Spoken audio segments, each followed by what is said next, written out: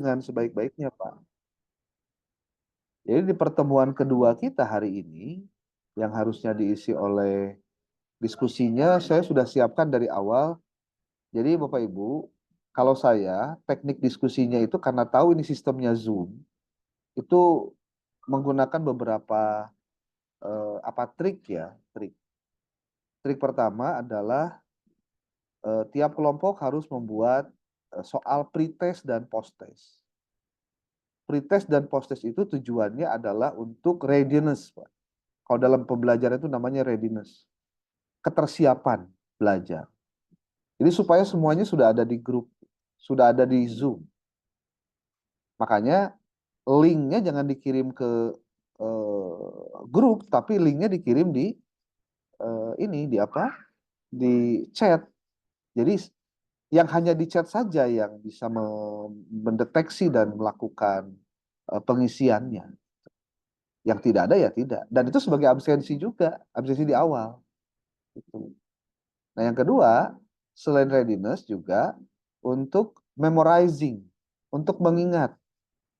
Jadi sebelum perkuliahan, Mbok ya baca dulu lah gitu materinya. Makanya kenapa saya minta kirimkan bahannya sebelum pembelajaran.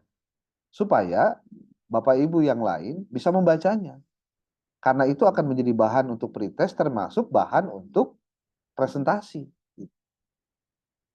Yang ketiga, itu yang kita harapkan dari pola pembelajaran dengan yang saya sampaikan, Bapak Ibu harus eh, mempersiapkan kira-kira pertanyaan apa yang bisa disampaikan. Karena itu bagian dari proses penilaian. Termasuk juga melakukan eh, sanggahan ataupun juga menambahkan ataupun yang lainnya. Dan saya berharap Bapak Ibu bisa berkuliah itu dengan suasana yang benar-benar kuliah. Duduk dengan tertib ya, di ruangan yang tertutup gitu. Mengikutinya dengan dengan enjoy gitu. Itu kuliah, Pak, Bu, ya. Bukan, mohon maaf, nyambil A, nyambil B, nyambil C, punten-punten. Saya sering berkali-kali mengatakan, kalau bukan kita yang menghargai proses ini, siapa lagi yang akan menghargai itu? Termasuk juga saya harus ingatkan terus ini, walaupun sebetulnya saya cangkel Pak Dud ya, karena kan ini sudah pada dewasa nih, masa saya ngomong terus gitu? Apa memang Anda baru ketemu dengan orang seperti saya gitu, yang pakai aturan kalau diskusi, kalau nulis, termasuk juga dengan menulis Bapak Ibu, ini adalah bagian dari cara saya untuk membuat ada kompetensi lain yang Bapak Ibu harus miliki ketika Bapak Ibu kuliah. Itu sebetulnya yang saya inginkan, Pak. Bukan hanya sebatas Bapak Ibu teh punten, punten. Dapat ijazah selesai, sudah. Aduh, punten Pak. Sekarang Bu ya, yang punya ijazah S2 di Sukabumi itu banyak banget gitu. Cuma masalahnya satu, apa sih pembeda antara kita yang S2 dengan yang lain juga yang sama-sama S2, Pak? Kalau bukan kompetensinya. Makanya saya sangat berharap Bapak Ibu semua nih yang di kelas A, yuk bareng-bareng kita memahami ini sebagai bagian dari ikhtiar kita untuk menambah pengalaman belajar, menambah kompetensi, sambil kita juga terus memperbaiki diri, Pak. Salah satunya dengan mengikuti timeline yang sesuai dengan sudah saya sampaikan sebelumnya. Jadi, Bapak Ibu, saya sering bilang, ini bagian dari cara kita untuk bisa memiliki kemandirian dalam belajar. Kalau misalkan belum bisa nulis, gimana dong caranya? Oh, sekarang mah ada YouTube, banyak, tinggal buka YouTube gimana. Bapak Ibu bisa lihat website YouTube saya contohnya. Di situ banyak sekali perkuliahan-perkuliahan saya metodologi, termasuk juga tentang bagaimana cara menulis proposal, cara menulis artikel, itu ada semua Pak di situ. Kalau Bapak Ibu mau melihat, mau belajar. Makanya mohon maaf, belajar itu harus punya waktu khusus Pak. Harus punya waktu khusus. Tidak bisa atau udah abdi mah sibuk atau kumaha atau kumaha. Ya memang kita mah semua di sini orang sibuk Pak, bukan orang nganggur loh. Bener nggak? Yang ada di Zoom ini, yang kuliah S2 semester 3A ini bukan orang nganggur, Pak. Catat itu baik-baik. Semuanya orang sibuk. Makanya karena sibuklah Bapak Ibu kuliah S2. Karena tahu, kalau misalkan tidak mengambil keputusan kuliah, mau kapan saya ngambil kuliahnya? Ya, ini mohon maaf, untuk pertemuan berikutnya, saya berharap pertama,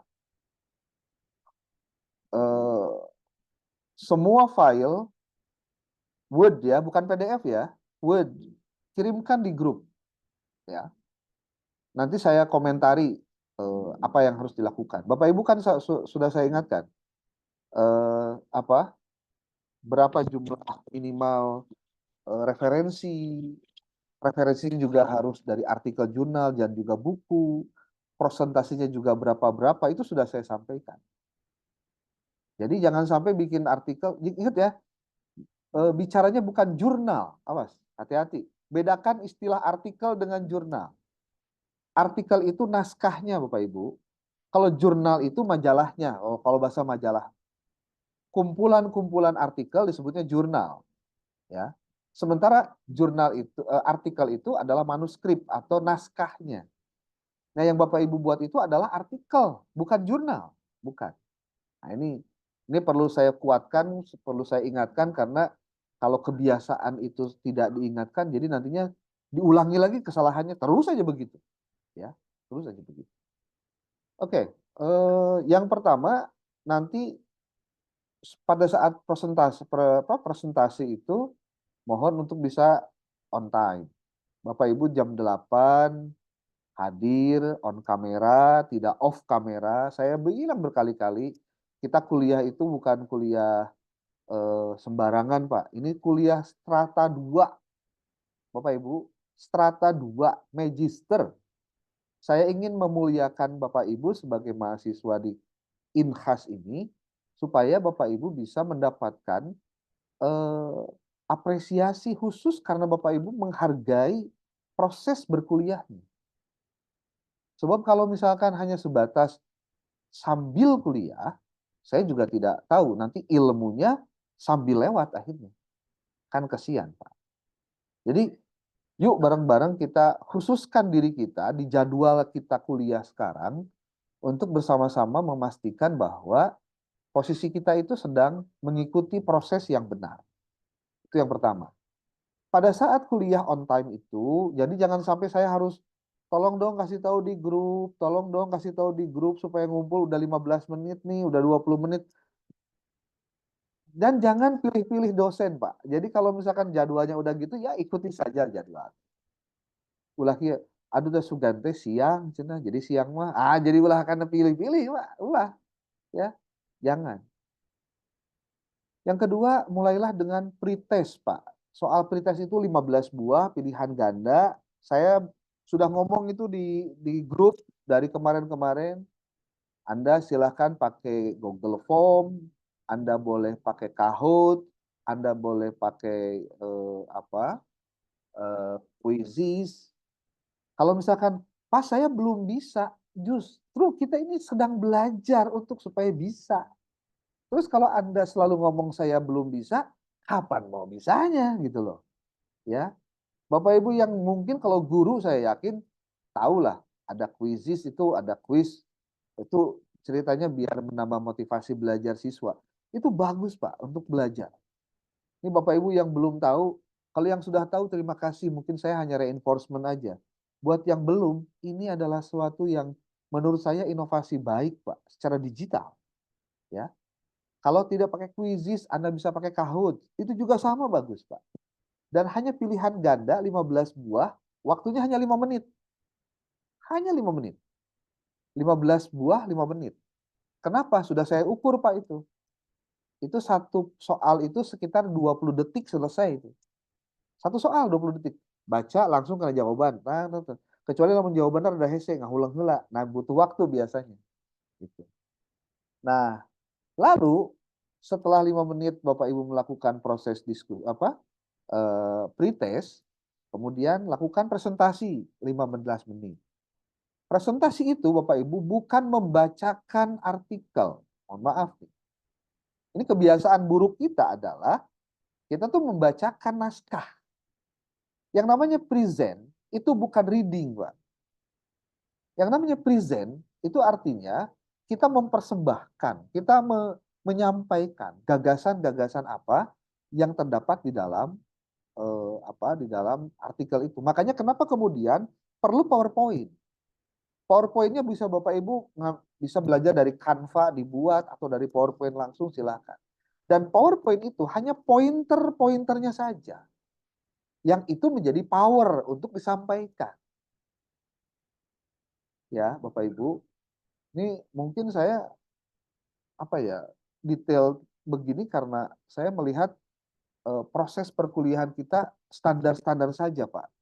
Yang justru saya harapkan Bapak Ibu itu bukan pintar membaca saja, tapi juga bisa mempresent, bisa menampilkan, bisa menyampaikan apa yang Anda kuasai dari bahan Anda berdasarkan rundown atau urutan yang terdapat di dalam PowerPoint. Jadi PowerPoint itu tujuannya pada prinsipnya adalah untuk memberikan arahan agar Anda menyampaikannya secara sistematis. Itu PowerPoint, Pak. Sehingga para audiens itu tidak hanya verbatim atau Anda secara verbal saja bicara, tapi ada visual yang bisa ditampilkan. Itu fungsi dari PowerPoint. Jadi PowerPoint itu juga bukan Word yang dipindahkan ke dalam PowerPoint yang nanti ketika presentasi dibaca. Nah, itu juga keliru, Pak. Keliru. Ini perlu saya ingatkan kepada Bapak Ibu agar kualitas dari perkuliahan kita minimal ada perubahan. Minimal, Bapak Ibu, ada perubahan. Memang ngomong saya seperti ini rada pahit, Pak, enak didengar gitu ya. Tapi ya harus saya sampaikan. Biasanya jamu mah jarang nu amisnya kecuali jamu naon teh anu aya gulaan gitu. Lamun hayang cager ya jamuna kudu pahit, Pak. Supaya naon? Penyakitnya keluar gitu tah. Ya, itu. Oke, itu yang kedua. Jadi setelah Anda menyampaikan pretest, Anda lalu PowerPoint-nya. Nah, PowerPoint juga tidak terlalu banyak, maksimal di 15 slide. Dan itu pun hanya pointer-pointer saja. Dan boleh dalam bentuk, ya sebutlah, ada tabel, ada gambar, tidak narasi, Pak. Tidak narasi. Kecuali untuk hal-hal tertentu boleh bernarasi, tapi tidak full dalam satu slide itu narasi semua. Kemudian yang ketiga, Bapak Ibu menyampaikan itu dalam rentang waktu 15 menit, selesai, lalu lakukan proses tanya jawab. Nah, Bapak Ibu yang lain yang sebagai audiens, mohon maaf, mohon silahkan untuk mempertanyakan, menyanggah, atau Anda mengomentari artikelnya, lalu silahkan ditulislah sebaiknya. Karena nanti kelompok ini harus menyusun BAP, Pak. Saya sudah pernah menyampaikan di grup, BAP itu apa? Berita acara perkuliahan. Yang di situ isinya Bapak Ibu menyampaikan, Bapak Ibu sedang apa hari ini, menyampaikan apa, kelompok ya. Kemudian lagi pertanyaannya apa, siapa yang bertanya, jawabannya apa. Lalu dituliskan siapa yang hadir, siapa yang tidak hadir. Cukup itu saja, Pak. Supaya ada rekam jejak bahwa kegiatan hari ini itu dilaksanakan oleh si A, kegiatannya apa saja, dan lain-lain. Ya. Itu yang ketiga. Yang keempat, Bapak Ibu melakukan proses tanya jawab dan menjawabnya. Lalu yang kelimanya adalah melakukan post test. Jadi tidak ada yang jadi moderator di kelompok itu. Semuanya adalah narasumber. Post test itu soalnya harus berbeda dengan pre-test. Ya. Dengan tujuan, kalau pre-test itu tujuannya adalah pertama memastikan bahwa mahasiswa mengikuti perkuliahan dari awal sampai akhir. Itu satu. Yang kedua, sekaligus juga mengevaluasi bagaimana capaian dari daya tangkap teman-teman audiens terhadap apa yang disampaikan oleh presenter. Gitu. Kemudian yang ketiga, tujuannya adalah untuk early warning, Pak. Early warning itu artinya bahwa kita sekarang kuliahnya mau selesai nih. Oh, ada post test. Tujuannya adalah untuk kita harus siap nih beres kegiatan ini, beres kuliah ini, nggak langsung keluar, tapi ikuti dulu sampai tuntas ada kegiatan postes. Jadi 3 tujuan dari postes yang sengaja ditampilkan dan itu kreativitas yang dibuat oleh teman-teman kelompok. Kalau kelompok hari ini kelompok 1 tetap Bapak Ibu-ibu nih yang berdua ini, Bu Rosida dengan Bu Amel, Anda harus buat soal pretest dan posttestnya dan nanti direkap dan nanti disampaikan kepada PJ. Saya nggak tahu nih di sini PJ-nya siapa. PJ itu penanggung jawab. Biasanya penanggung jawab mata kuliah itu beda-beda orang. Nah, saya tidak tahu di kelas A ini siapa PJ-nya, sehingga nanti datanya dikirim ke dia. Yang dikirim ke dia itu adalah 1 PPT, kemudian artikel, kemudian lagi soal pretest posttest, hasil pretest posttest, dan BAP. Ada 5, Pak. Jadi kuliah teh Pak, punten, diskusi itu bukan hanya sebatas nyen tulisan, disampaikan, diskusi, beres. No, bukan itu Pak, bukan. Kalau gitu, dari dulu kita S1 kita sudah banyak melakukan itu. Mungkin dengan rada rigid seperti ini, kita menjadi aware Pak, diskusi itu harus memang betul-betul terarah, terukur, terstruktur, disampaikan juga dengan sistematis. Dan saya berharap pada saat Anda melakukan, pada saat jadwal Anda memang harus presentasi, pastikan Anda harus hadir presentasi. Jangan sampai Anda tidak hadir presentasi. Makanya tolong dilihat timingnya dilihat. Dan perkuliahan kita itu terukur Pak, ada waktunya. Kapan tatap muka, kapan. Minggu depan konon kabarnya masih daring. Tapi awal bulan November itu sudah offline Pak, untuk pertemuan di awal bulan. Nah, pada saat offline, saya mohon sekali lagi, mohon sekali, pastikan Bapak Ibu hadir pada saat offline. Kenapa? Karena kesempatan kita bertemunya hanya pada saat offline, dan itu pun 2 bulan sekali Pak. Jadi kalau misalkan pada saat offline, jadwal offline, Bapak Ibu tidak hadir, aduh, saya yang sedih Pak, saya yang sedih. Kenapa? Bapak Ibu sudah menyia-nyiakan kesempatan untuk bisa bertemu, untuk sekedar menguatkan chemistry di antara kita. Oke, ada waktu sampai dengan pukul 9.20. Sekarang 9.22. Jadwal saya sampai jam 9.30 ya. Oke. Saya kenapa menyampaikan dulu hal-hal teknis begini, supaya nanti tidak terulang lagi kejadian hari ini. Itu aja. Supaya tidak lagi ada cerita, tugas saya belum selesai. Mohon maaf Bapak Ibu, sekali lagi, saya bukan tidak paham Bapak Ibu orang sibuk. Saya bukan tidak paham Bapak Ibu banyak kegiatan. Tapi justru karena itulah kita itu hari ini kuliah. Karena sibuk, karena banyak kegiatan, kita kuliah. Karena kalau Bapak Ibu nganggur, saya yakin nggak bakalan kuliah. Ngapain kuliah kalau nganggur? Ya, benar nggak? Justru kuliah itu karena Bapak Ibu ada kerjaan, ada kesibukan, akhirnya mengambil kesempatan begini.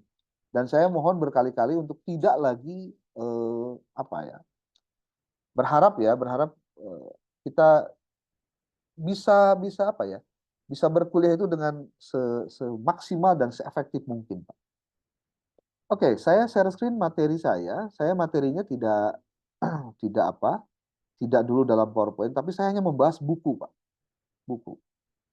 Dan buku ini sudah saya bagikan Bapak Ibu, dan ini sebetulnya bisa Bapak Ibu jadikan sebagai referensi utama dalam melakukan proses penulisan artikel untuk mata kuliah ini. Jadi kalau misalkan hari ini saya mungkin akan memberikan kesempatan 1 minggu lagi Bapak Ibu, untuk Bapak Ibu silahkan memperbaiki artikelnya, disesuaikan dengan file Word yang rundown-nya sudah saya tulis. Bapak Ibu keberatan minggu depan dikumpulkan bukan hari ini? Hah? Berapa? Oke. Keberatan Siap. kalau minggu depan dikumpulkannya bukan hari ini? Keberatan? Enggak, Bapak. Tidak, Bapak. Gimana Alhamdulillah. keberatan? Itu kemudahan gimana ceritanya? Oke, Bapak Ibu, ini ada buku yang ditulis oleh Sally Schumacher yang buat saya ini adalah buku yang bisa membuat Bapak Ibu sedikit banyaknya akan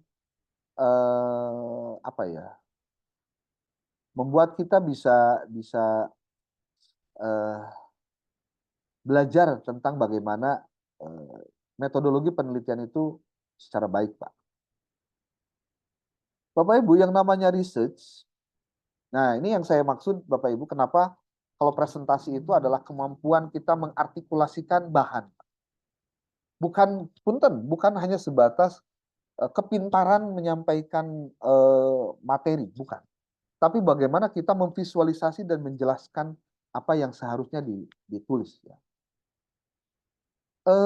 Di buku ini Bapak Ibu, itu ada bagian khusus yang bicara tentang research problem.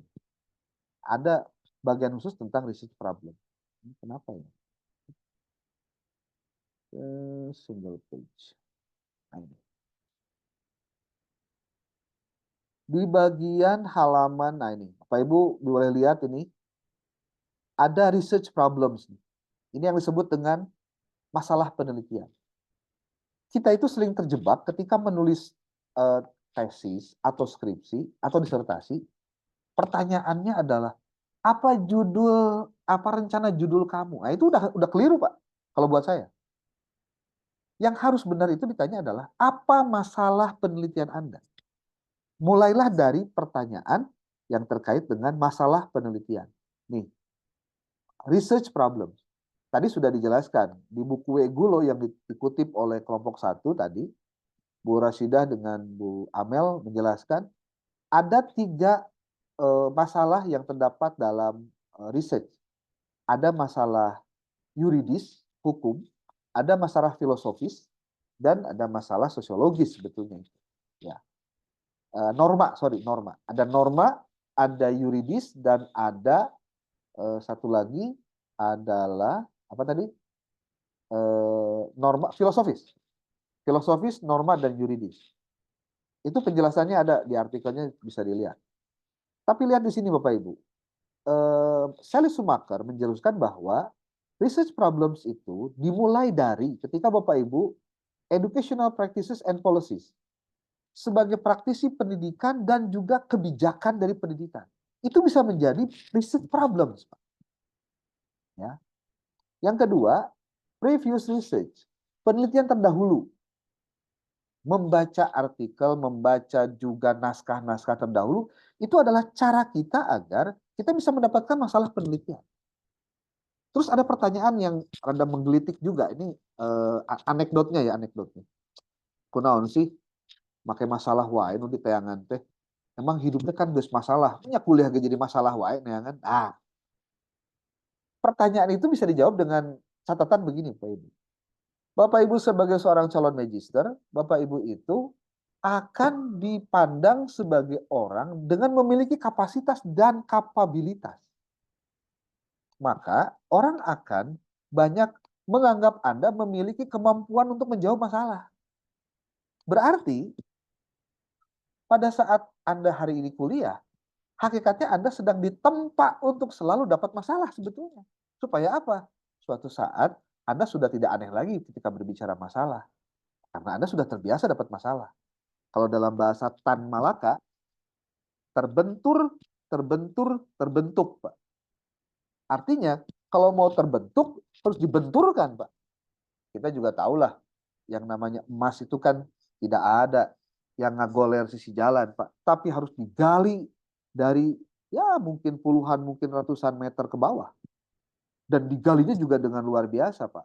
Yang didapatkannya juga langsung tidak emas gelondongan, tapi mungkin saja bentuknya adalah biji-biji emas yang harus dikumpulkan dulu. Sudah beres dikumpulkan, ya dia harus dipisahkan. Mana emas dengan bukan emas, pakai air raksa. Dipanaskan, Pak, digodongkan. Setelah itu bagaimana?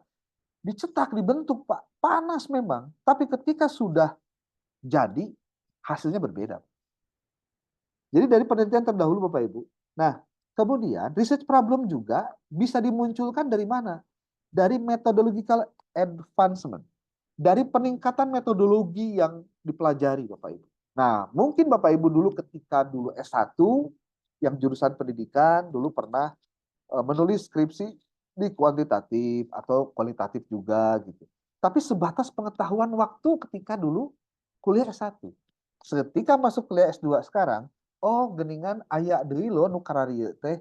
Oh, udah berarti ada peningkatan kemampuan dalam melakukan research, Pak.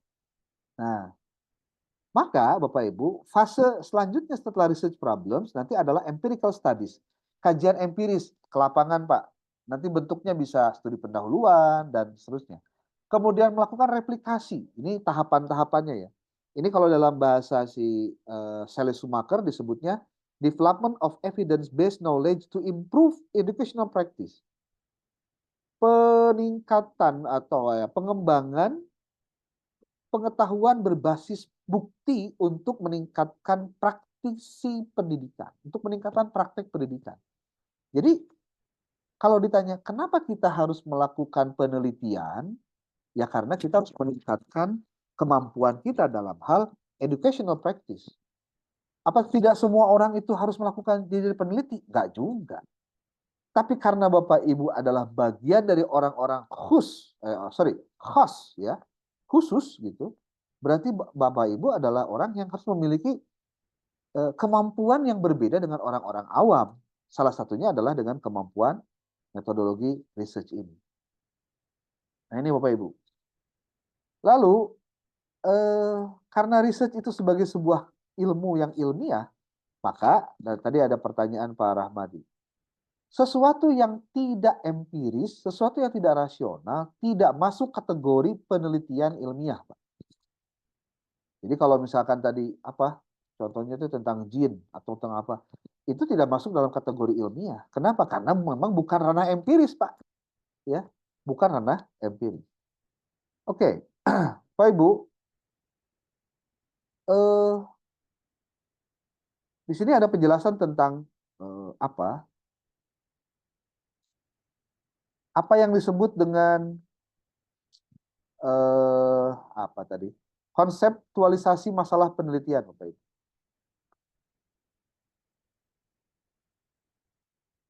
Konseptualisasi masalah penelitian dalam konteks ini disebutnya research problem, Pak. Ada sebuah gambar bagus, kalau menurut saya ini bisa dijadikan sebagai bahan buat kelompok 1 agar nanti memperbaiki naskahnya ya, Bapak Ibu. Yaitu ketika berbicara tentang apa saja sih yang harus dipersiapkan oleh, ini Pak. Ini Bapak Ibu, kelompok 1, Bu Amel, Bu Rosidah, dilihat nanti di halaman 55 di bukunya Sally Schumacher, itu ada tentang research problem, khusus ngebahas research problem, Pak.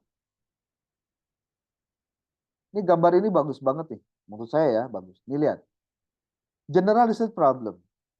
Dari mana kita bisa mendapatkan masalah penelitian?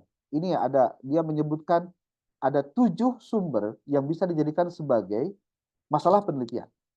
Pertama dari personal experience, pengalaman pribadi, Pak. Atau yang kedua, application of theory, aplikasi dari teori. Jadi mengaplikasikan teori itu begini, contoh, benarkah guru secara teori, guru profesional itu adalah guru yang sudah bagus lah ngajarnya gitu, karena dia sudah dididik untuk jadi guru profesional. Ternyata faktanya ada guru yang sudah sertifikasi, berarti kan sudah profesional, tapi ngajarnya jadi kendul. Nah, itu kan berarti ada perbedaan antara praktek dengan teori. Nah, berarti itu ada yang menjadi masalah gitu. Ada related literatur. Itu disebut dengan literatur yang relevan. Berarti Anda boleh mencari bahan sumber untuk mendapatkan masalah umum penelitian itu dari literatur yang relevan. Lalu current issues. Isu-isu kekinian. Sekarang lagi ramai apa sih di dunia pendidikan sehingga bisa kita kaji menjadi sesuatu yang menarik? Akhlak mulia apa? Karakter? Ya silakan. Konteksnya bisa macam-macam, pendekatannya bisa lain-lain. Yang penting kalau penelitian Bapak Ibu di penelitian tesis ini jangan sampai keluar dari zona ke-PAI-an. Itu harus ingat, Pak. Karena Bapak Ibu ada di ruang lingkup prodi PAI. Kemudian practical situations. Situasi praktis.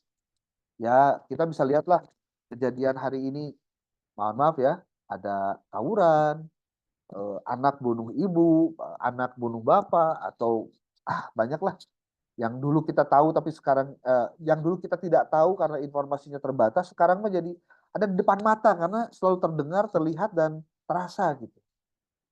Atau nah ini personal insight, wawasan-wawasan personal. Ya, bisa ngobrol dengan dosen, dengan kaprodi tentang, Bu, Pak, kira-kira tema penelitian yang menarik apa ya bisa ditindaklanjuti. Nah, itu salah satu dari bentuk konseptualisasi masalah penelitian. Kita harus tahu sumbernya, Pak. Dan terakhir adalah replication.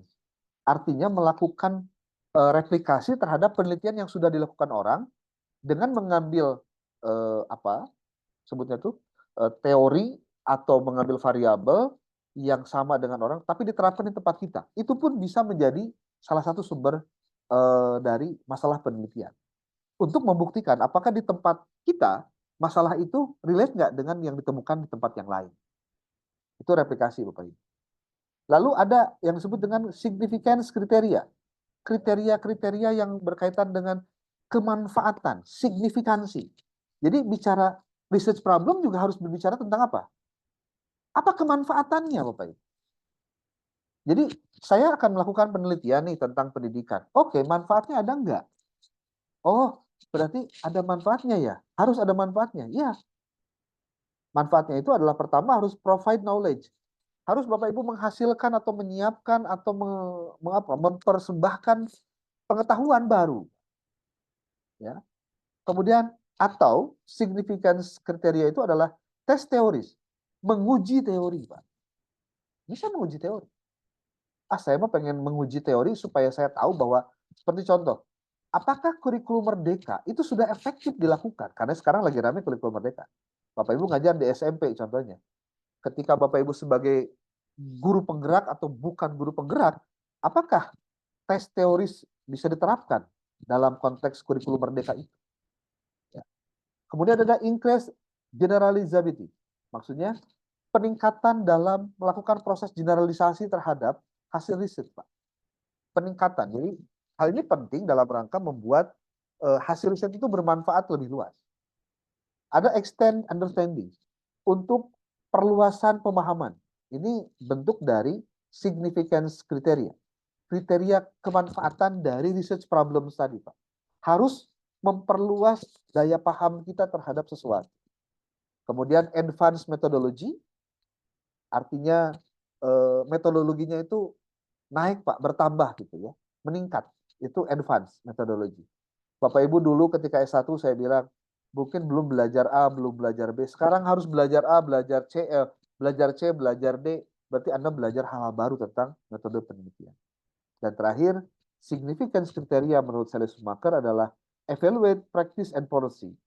Harus bisa loh manfaat dari research problem itu mengevaluasi praktek pendidikan dan juga kebijakan pendidikan.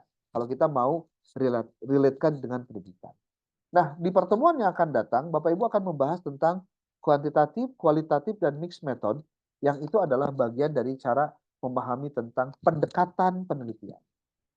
Gitu. Nah, penjelasan ini ada di narasi ini, Bapak Ibu. Nih, narasinya ini. Ini buku yang saya kirim kemarin, itu jangan hanya disimpan di laptop, Pak, tapi dibaca. Dijadikan sebagai bahan untuk presentasi. Dan ini bisa gampang kok, kalau nggak ngerti tinggal di copy, masukkan karena ChatGPT, minta diterjemahkan, dia terjemahin, Pak. Tanpa kita harus bayar, Pak. Bayarnya bayar kuota unggul lah. Ya. Oke, Bapak Ibu, karena waktunya juga sudah lewat. Jadi anehnya begini, Pak. Hari beresan kudu tepat waktunya, hari asup telah tepat waktu, Pan. Jadi saya kurang jam jadi nanti, Pak. Ini sudah kelebihan 8 menit ya, Bapak Ibu. Mohon maaf nih, sudah mengganggu jadwalnya. Jam kedua hari ini pasti terganggu dengan harus terambil 8 menit dari saya menyampaikan. Mungkin ada 2 menit, mau menyampaikan dulu komentar ataupun juga pertanyaan, boleh? Bapak izin bertanya, Boleh. untuk WAP tadi Bapak dikirim di grup atau langsung ke Bapak atau nanti nunggu penanggung jawab itu Pak? Kelas ini sudah ada penanggung jawab mata kuliah belum? Belum ada Pak. Soklah ditunjuk satu orang untuk memimpin Anda untuk nanti berkomunikasi secara khusus dengan saya terkait dengan pengumpulan tugas-tugas. Sok aja, terserah mau siapa aja. Jadi biar sayanya tidak harus semua harus bilang gitu kan, satu orang aja saya pegang, udah itu nggak kemana-mana nih. Yang ada aja nih siapa nih? Pandun mau Pandun atau Bu Rita boleh? Kalau Pak Enggak, Buhori silakan. ya, ke Pandun aja lah nih, Pandun mempengaya lah. Bersedia ya Pandun ya, membantu saya nih untuk apa mengarrangement teman-teman lah gitu ya, biar arahannya biar lebih pas lah. Enggak, enggak. Oke Bapak Ibu, terima kasih. Mohon maaf saya mungkin ada hal-hal yang pasti tidak sesuai dengan hati Bapak Ibu, mohon maaf. Tidak ada tujuan yang lain kecuali saya berharap Bapak Ibu bisa mencapai target dan juga tujuan berkuliah. Sekali lagi, saya hanya berikhtiar saja dengan apa yang saya bisa untuk memastikan perkuliahan ini bisa berjalan sesuai dengan yang seharusnya dilakukan. Mudah-mudahan Bapak Ibu selalu sehat walafiat, diwaraskan pikirannya, disegarkan selalu semangatnya, jangan melahoy ya, ulah siga kurupu kacayan Pak, hari semangat mah kudu semangat terus ya. Belajar jangan sampai eh, berbicara umur Pak. Saya paling tidak mau Bapak Ibu terstigma pikirannya kalau sekarang itu susah belajar karena faktor U, termasuk faktor U yang lain, yaitu faktor usia, faktor usaha. Jadi usaha loba usahana, jadi belajarnya Faktor hese. uang, Pak. Faktor uang lagi. Jadi faktor U. Jadi istilahnya kieu, lamun diajar mah ulah loba alasan. Naon sababna? Sebab kita ge kalau ke anak Pak, ke anak didik, kita jangan beralasan banyak Pak. Justru semangat itu harus tetap dijaga. Walaupun mungkin hati mah perih Pak, tapi jangan perlihatkan itu Pak. Karena ketika Anda, ya sebutlah curhat gitu bahwa Anda itu ABCD, emang dia mau ngasih solusi Pak? Mual, percaya deh, mual. Solusi itu ada pada diri Anda sendiri Pak. Ya, Bapak Ibu semangat terus belajarnya, jangan sampai tadi teh siga kurupu kecayan Pak. Kalau omongan saya memang sok rada peures Pak, tapi peurusnya itu memang iya, kalau Bapak Ibu terluka kemudian dibanjur cai uyah, pasti perih Pak. Tapi lamun enak kulit nah luka, tidak rahet, itu dibanjur cai uyah mah moal naon Pak. Ya, mungkin selama ini kita tuh banyak lukanya Pak. Jadi dibanjur cai saeutik oge pasti kukurunyudan gitu. Nah, mungkin kitanya harus recovery diri kita untuk kita siap berhadapan dengan cai non way oge, arek cai amis, cai asin, supaya kulit kita tetap sehat dan kuat. Itu hanya sebuah majaz untuk menunjukkan bahwa eh, posisi kita sebetulnya sama Pak, tidak ada beda. Cuma kesempatan aja mungkin yang saya lebih dulu, Bapak Ibu baru sekarang. Ya nggak masalah Pak. Tadi saya berkali-kali bilang, waktu Indonesia Timur itu tidak lebih cepat dari waktu Indonesia Barat Pak. Semuanya ada zonanya masing-masing. Jadi santai aja ya. Jangan merasa diri, aduh orang ketinggalan. Tinggalan. Terus berjalan saja ya. Bapak Ibu, terima kasih. Semoga Bapak Ibu disehatkan. Billahi taufik walhidayah. Wallahul muwaffiq ila aqwamit thoriq. Assalamualaikum warahmatullahi wabarakatuh. Lanjut ya, kuliah Waalaikumsalam yang lain saya warahmatullahi live meeting aja dulu Wabarakatuh. ya. Oke, saya Atur kasih nuhun, ke Pak Dokter. Yo, mangga-mangga Bu.